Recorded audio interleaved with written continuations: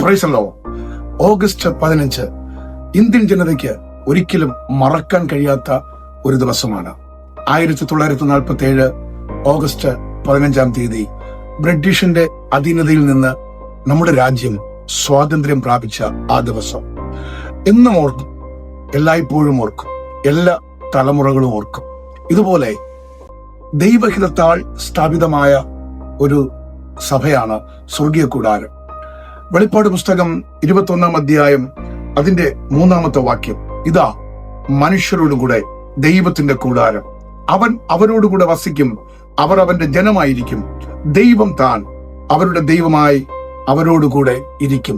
ഈ ദൈവവചനം ആസ്പദമാക്കി സ്വർഗത്തിലെ ദൈവം ഭൂമിയിൽ സ്വർഗീയ കൂടാരം എന്ന ദൈവസഭ 2000 സ്ഥാപിപ്പാൻ സ്വർഗത്തിലെ ദൈവം കൃപ നൽകി.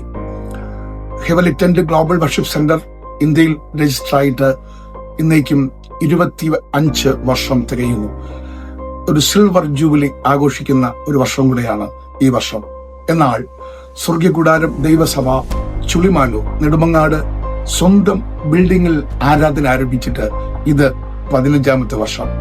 എല്ലാ ബഹുമാനവും മഹത്വവും ദൈവത്തിന് അർപ്പിക്കുന്ന ഈ സമയം ഞങ്ങൾ നിങ്ങളെ നമ്മുടെ കുടുംബത്തിലേക്ക്, സ്വർഗീയ കുടുംബത്തിലേക്ക് ഈ സമയം സ്വാഗതം ചെയ്യുവാനാണ് ഞാൻ അടുത്ത് വന്നിരിക്കുന്നത്. ഇവർ ഓഗസ്റ്റ് 15 രാവിലെ 10 മണി മുതൽ ദൈവസന്നിധിയിൽ കഴിഞ്ഞ കാലങ്ങളിൽ ദൈവം നടത്തിയ എല്ലാ വിധങ്ങളെ ഓർത്ത് സ്തോത്രം ചെയ്തുകൊണ്ട് ദൈവത്തെ ആരാധിക്കുന്നു. ആ മഹനീയ ശുശ്രൂഷയിൽ എല്ലാ പ്രിയപ്പെട്ടവരെയും ഞങ്ങൾ ക്ഷണിക്കുകയാണ്. ഞങ്ങളെ സ്നേഹിച്ചവരുണ്ട്, പ്രോത്സാഹിപ്പിച്ചവരുണ്ട്, സാമ്പത്തികമായി കൈത്താങ്ങിയവരുണ്ട്. നിങ്ങളുടെ ഓരോരുത്തരുടെയും വിലപ്പെട്ട പ്രാർത്ഥനയും സ്നേഹവും പ്രോത്സാഹനവുമാണ് ഇതുവരെയും മുൻപോട്ട് നീങ്ങുവാൻ കർത്താവ് ഞങ്ങൾക്ക് കൃപ നൽകിയത്. അനവധി പ്രതികൂലങ്ങളുടെയും നിന്ദകളുടെയും കഷ്ടതകളുടെയും നടുവിൽ വിളിച്ച ദൈവം വിശ്വസ്തനായിരുന്നു.